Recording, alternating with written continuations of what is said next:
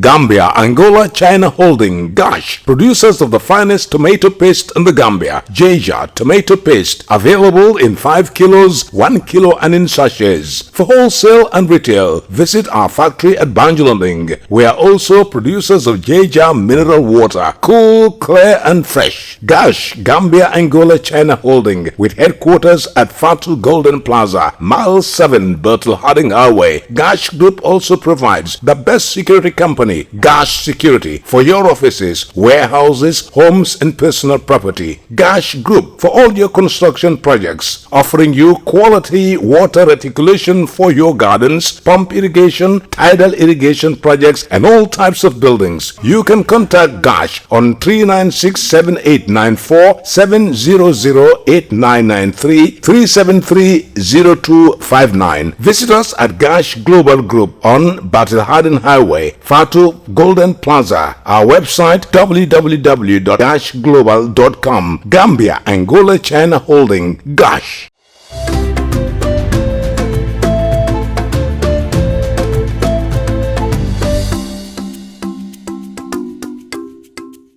It's a warm reception to our studio here in Sarakunda. This is Star TV News with me, Dado Cham. In the headlines tonight, Honorable Minister urges people to continue obeying health guidelines despite decline in number of new cases in the country. New landers agreed installation at Banjul Bara Ferry Terminal. KMC to establish order within its municipality for property maintenance. On the international scene, Libya marks National Policy Day amid a war. Hundreds of new boats carrying migrants reach Canary Islands. U.S. election. More than 10 million Americans cast early votes. Those were the headlines and now the news in details.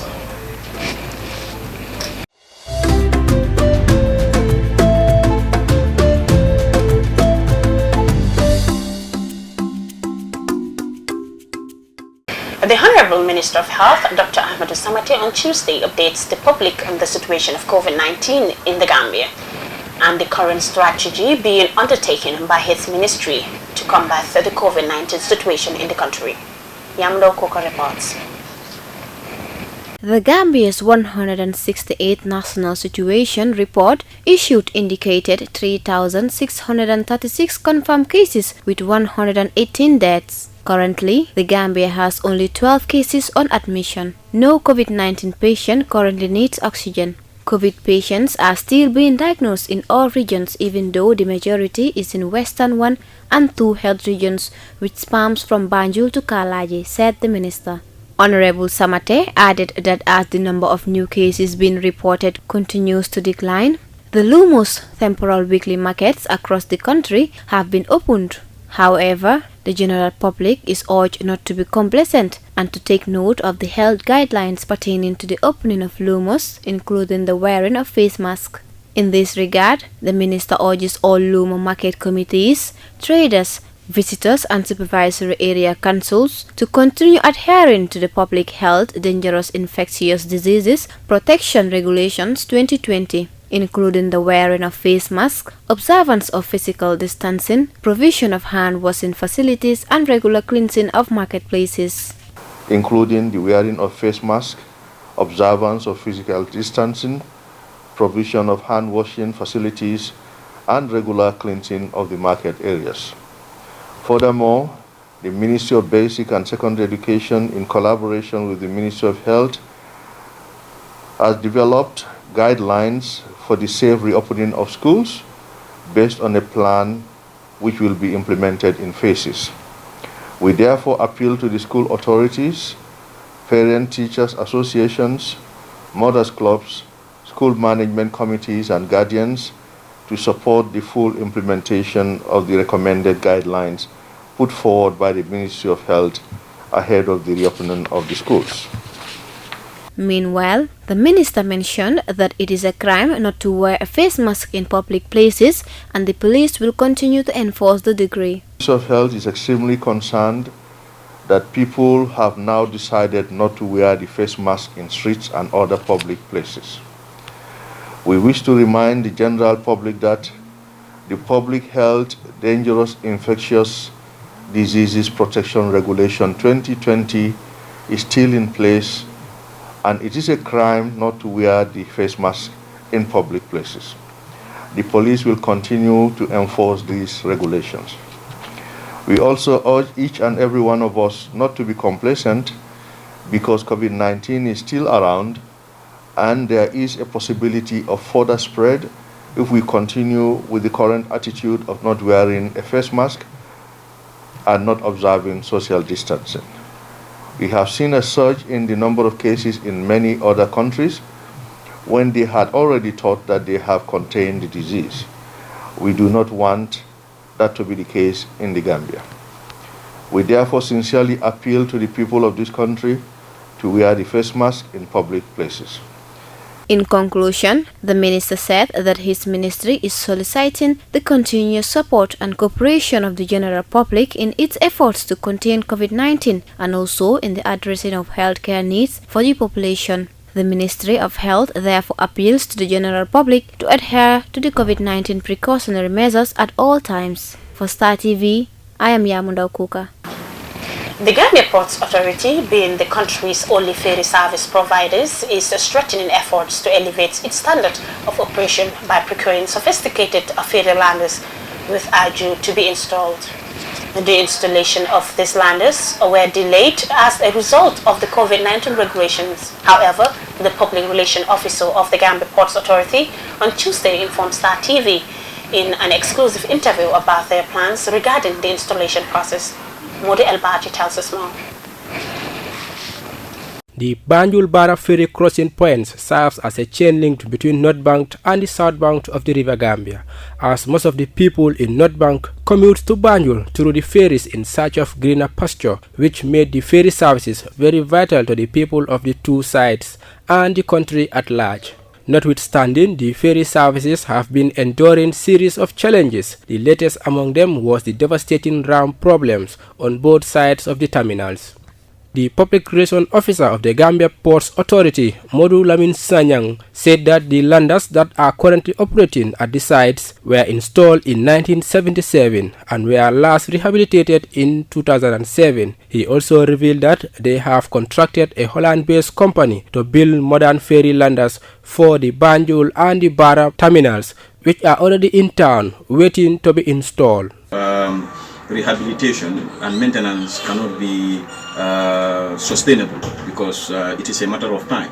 So as the ferries are growing every day operations with the pressure at the terminal, we have to look into a lasting solution, and that lasting solution is the purchase of new landers. And as I'm speaking to you, it is already confirmed that we have the new landers in Banjul. As we speak, the new landers are already in Banjul at the port. We are having them here. They already arrived from Damen Shipyard, and we are looking up to installing them at the terminal.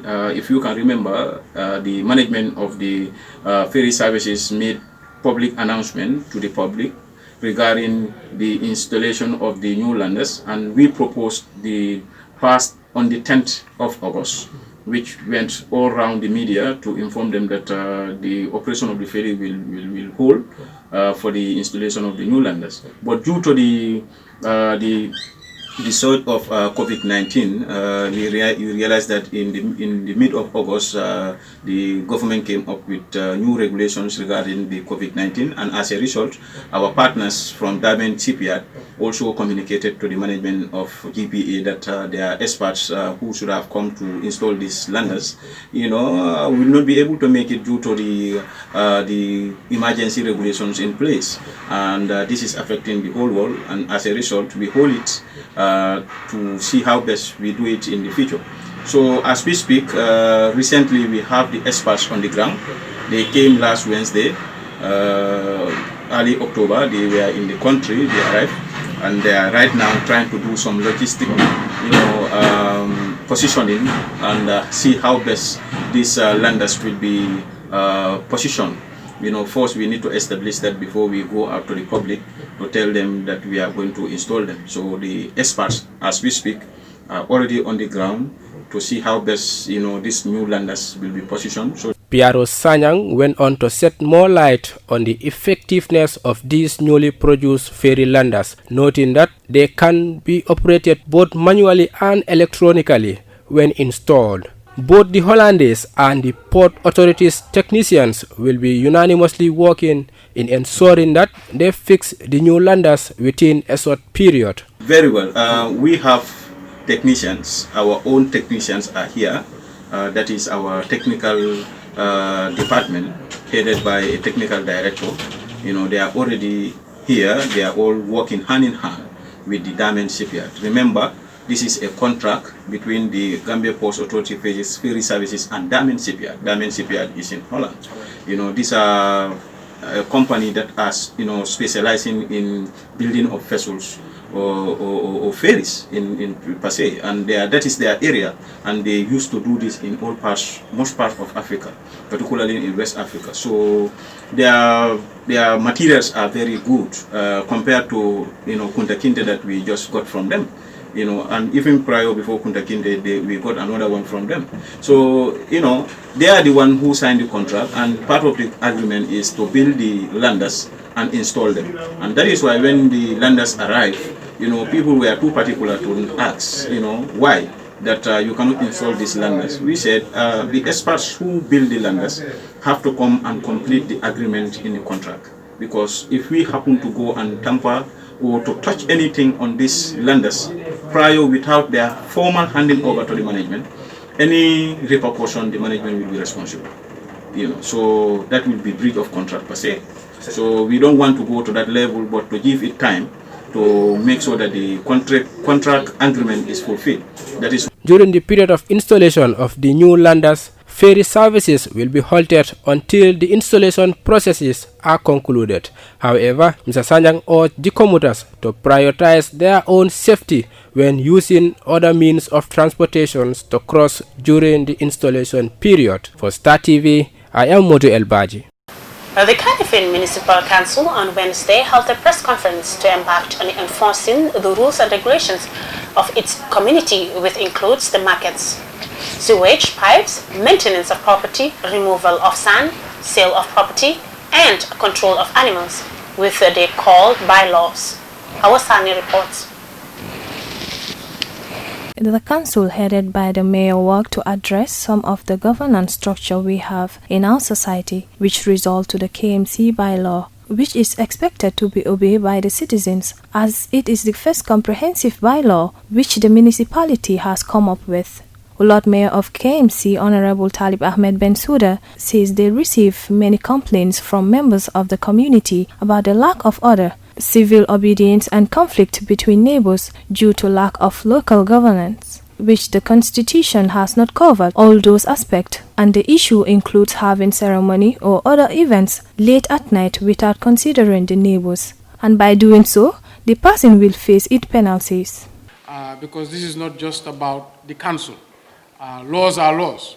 Every enforcement agency has a duty to enforce them if they are perpetrators who have committed any, I wouldn't call them crimes, but civil disobedience or whatnot.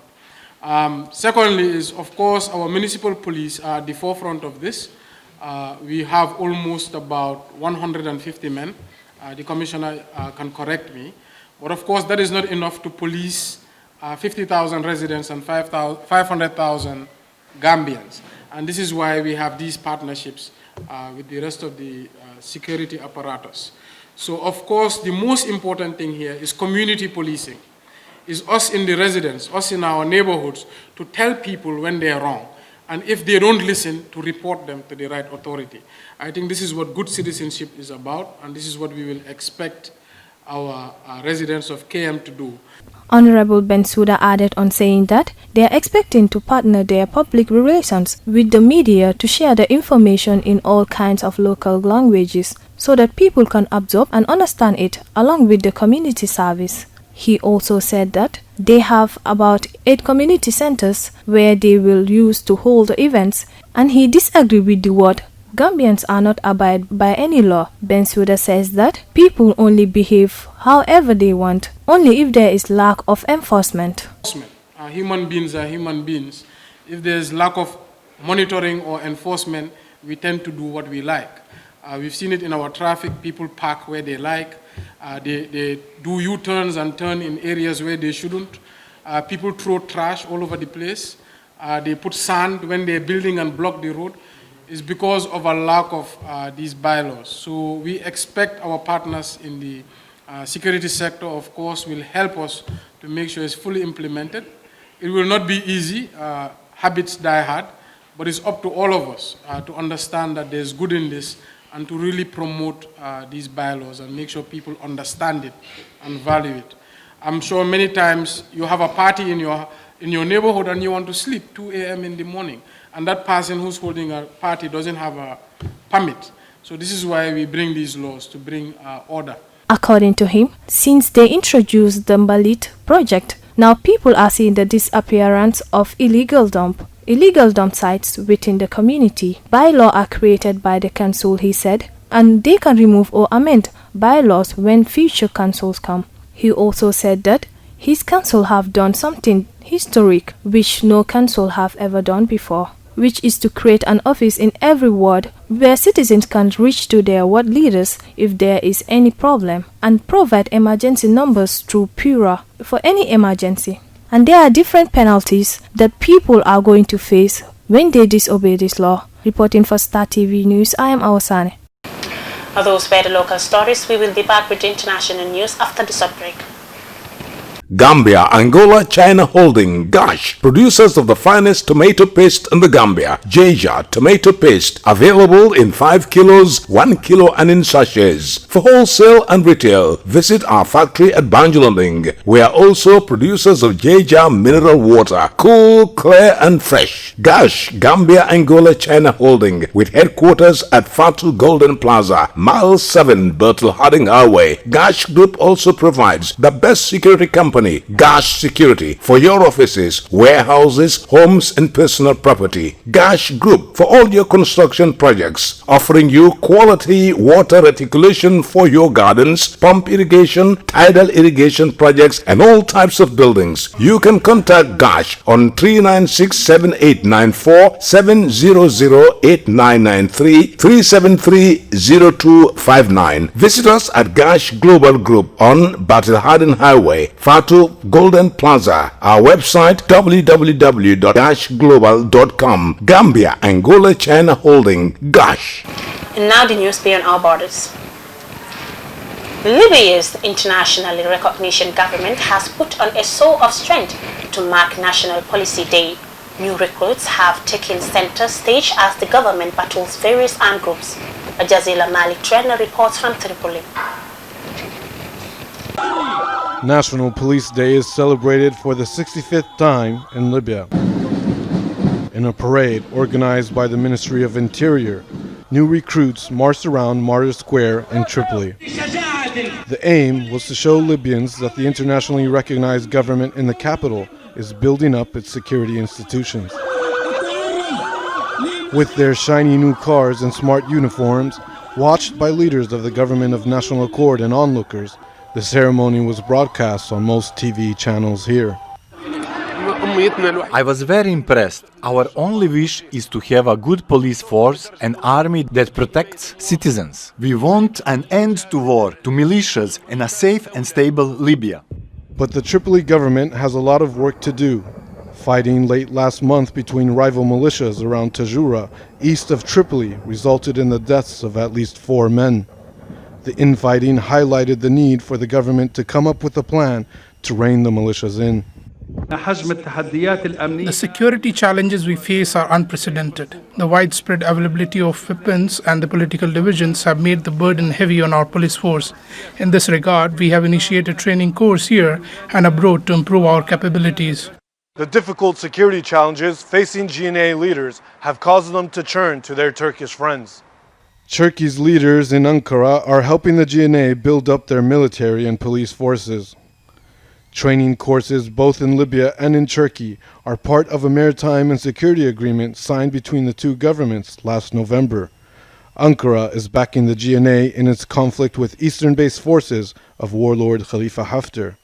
Back at the parade, Young recruits tell us they want to help improve insecurity facing many Libyans. I decided to join the police force to help protect our citizens. We have to build up our police force and get rid of armed groups. We must work to make our country a better place. UN-facilitated political talks are currently underway, but the widespread proliferation of weapons following years of fighting and political divisions remain a threat to the country's security and stability. Malik Traina, Al Jazeera, Tripoli. Hundreds of boats carrying at least 1,000 migrants have landed in the Canary Islands over the past week. The Red Cross says the Spanish islands haven't seen a number like this since 2006. Al Jazeera Nicola Hawk has more from Senegal, capital Dakar. Ibrahima Diop is not ready to give up his dream, playing football in Europe. He believes he can succeed where his uncles have failed. 10 years after they went missing trying to make it to Spain's Canary Islands by boat, Diop is getting ready for the journey. If you leave filled with worries and apprehension, you won't make it. You need to take risks. You need to be brave. I'm a man. I'm willing to risk my life, whatever the outcome. For me, Europe is the solution. It is a feeling shared by these young men just arrived in Spain's Canary Islands. They come from Guinea, Senegal, or Algeria, not fleeing war, but political and economic instability.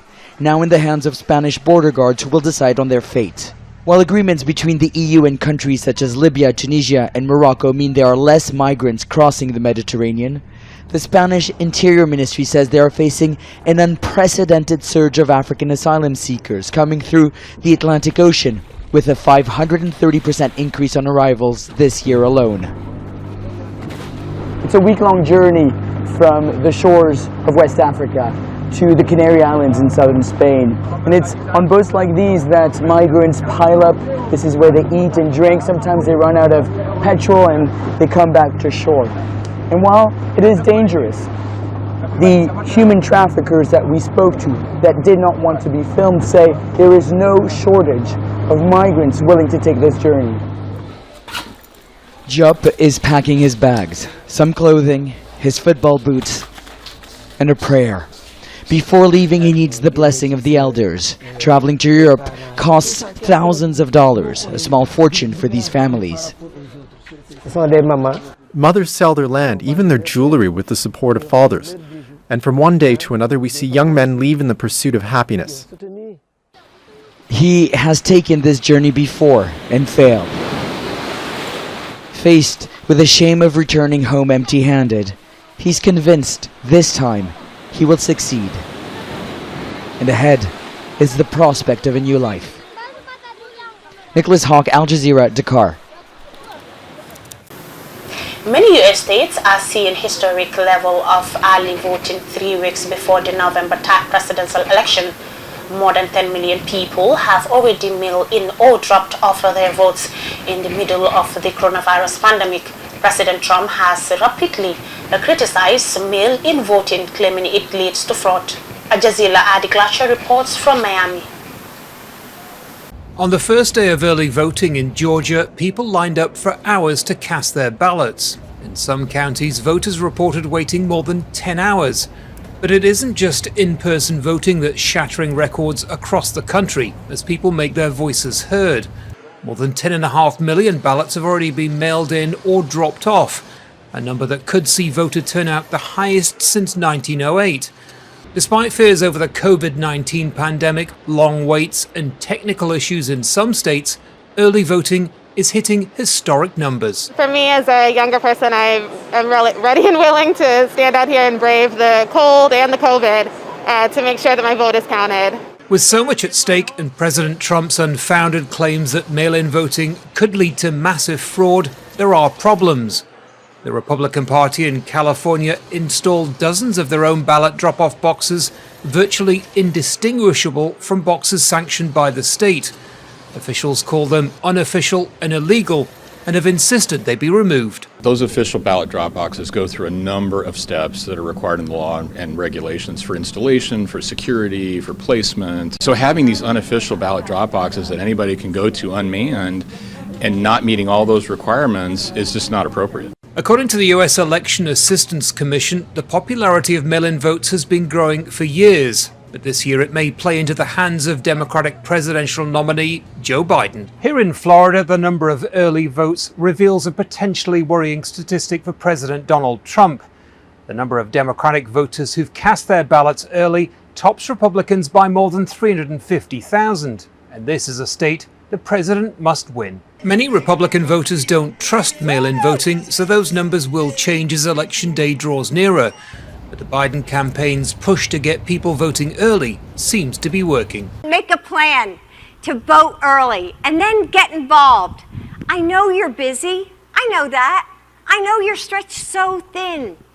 But this election is too important not to do every single thing we can. Florida is the first state to begin sorting its mail-in ballots. But like other states, votes won't officially be counted until Election Day.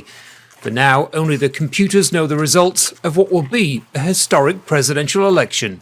Andy Gallagher, Al Jazeera, Miami, Florida. Before we end the news, a recap of our main headlines.